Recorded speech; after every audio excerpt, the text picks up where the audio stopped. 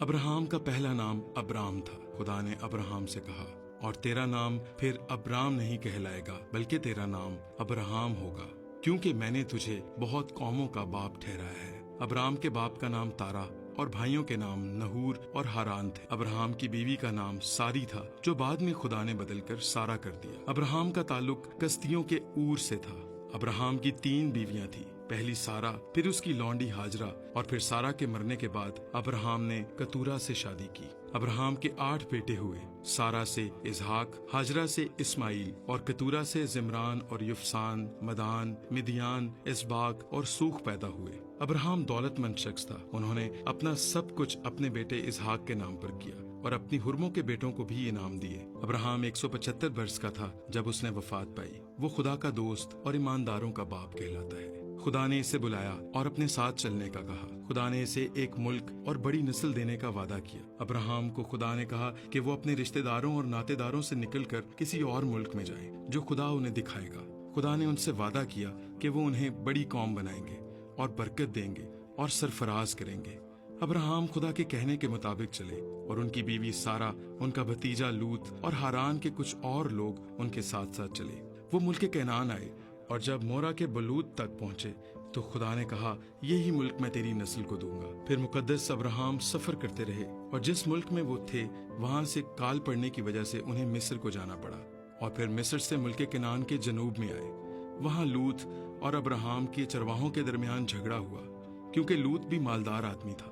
تو مقدس ابراہم نے لوط سے کہا کہ ہم میں کیوں جھگڑا ہو، کیونکہ ہم بھائی ہیں، اس لیے ہمیں الگ ہو جانا چاہیے۔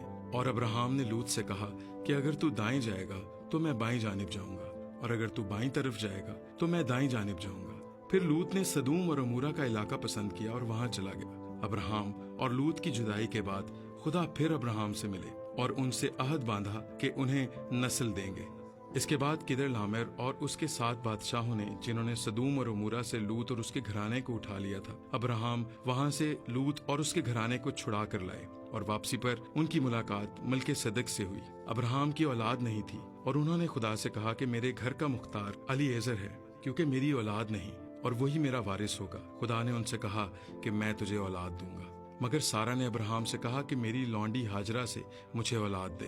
اس وقت ابراہم کی عمر 86 برس تھی جب ان سے اسماعیل پیدا ہوا۔ 13 برس کے بعد خدا پھر ابراہم پر ظاہر ہوئے اور اس سے عہد باندھا، اور خدا نے اس کی نسل، گھرانے، قوم اور زمین کے متعلق کلام کیا۔ ابراہم نے چاہا کہ صرف اسماعیل ہی خدا کے حضور زندہ رہے، مگر خدا نے کہا کہ اسماعیل نہیں بلکہ اسحاق وعدے کا فرزند ہوگا، اور وہ سارا کے صلب سے ہوگا۔ پھر خدا نے ابراہم کے گھر جا کر اس سے ملاقات کی، اور 2 فرشتے بھی ان کے ساتھ گئے۔ اس بار خدا نے بتا دیا کہ اس کے بیٹا ہوگا، اور اس پر سارا نے یقین نہ کیا۔ ابراہم پھر جنوب کے ملک کی طرف گیا اور جرار میں قیام کیا۔ یہاں بھی مصر کے بادشاہ کی طرح ابھی ملک نے سارا پر بری نظر رکھی، تو خدا نے اسے خواب میں دکھائی دے کر ابراہم کی بیوی کو بھی اس سے محفوظ رکھا، اور ابراہم کو بھی۔ اور ابراہم کے دعا کرنے سے ابھی ملک اور اس کی بیوی اور اس کی لونڈیوں کو شفا ملی، کیونکہ سارا کی وجہ سے خدا نے ان عورتوں کے حمل بند کر دیے تھے۔ اس کے بعد ابراہم کا سارا سے بیٹا ہوا۔ تب ابراہم کی عمر 100 برس ہو چکی تھی۔ خدا کے کہنے کے مطابق انہوں نے اس بیٹے کا نام اسحاق رکھا۔ اسماعیل اسحاق کو ستاتا تھا، تو سارا اور خدا کے کہنے پر ہاجرہ کو گھر سے نکال دیا گیا۔ اس کے بعد خدا نے ابراہم کو آزمایا اور اس سے کہا، اپنے بیٹے کو جو تیرا اکلوتا ہے اور جس سے تو پیار کرتا ہے، اسحاق کو سوختنی قربانی کے طور پر چڑھا۔ یہ ابراہم کا امتحان تھا۔ ابراہم نے ایسا ہی کیا، مگر جب وہ پہاڑ پر تھا اور جب وہ اسحاق کو قربان کرنے کو تھا، تو خدا نے اسے آواز دی اور اسے روکا، اور خدا نے اسے وہاں ایک مینڈا مہیا کیا۔ خدا نے اس سے کلام کیا، اور پیدائش کی کتاب اس کے 22ویں باب میں ہمیں اس کا ذکر ملتا ہے۔ اور اس کے بعد ابراہم واپس لوٹ گیا اور بیرشبہ میں رہا۔ 127 سال کی عمر میں سارا نے وفات پالی۔ ابراہم نے اپنے بیٹے اسحاق کا بیاہ ربکا سے کیا۔ پھر ابراہم نے کتورہ سے شادی کی، اور اس سے اس کے 6 بیٹے ہوئے۔